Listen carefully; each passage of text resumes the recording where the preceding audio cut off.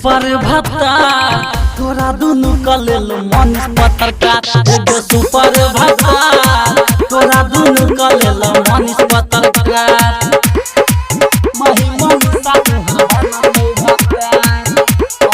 DJ Sami Boss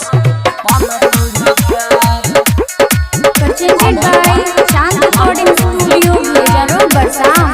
अपना माई बाप के छियै बेटा एकलौता तोरा के दिल में जगह द के भेज देलकौ न्योता।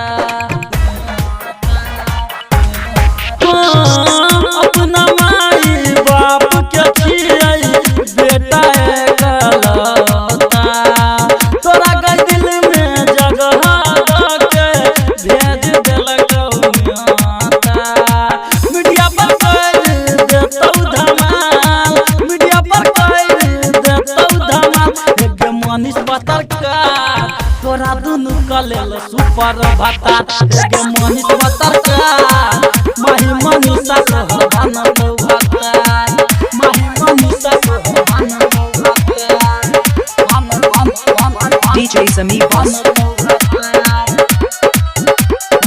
Presented by Chand Recording Studio, Vieja Road, Barsam। थाना फौजदारी कोर्ट कचहरी की करतै गे जवाना मनीष भैया के सलूट मारै छै देख न पूरा जवाना।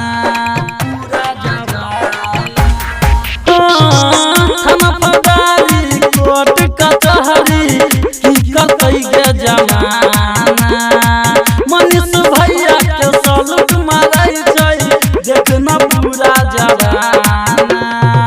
परवीना नस्कर तो सेटिंग तोहार परवीना नस्कर तो सेटिंग तोहार एगो सुपर भत्ता तोरा दुनु कलेल मनीष पत्रकार एगो सुपर भत्ता बिना दहेज के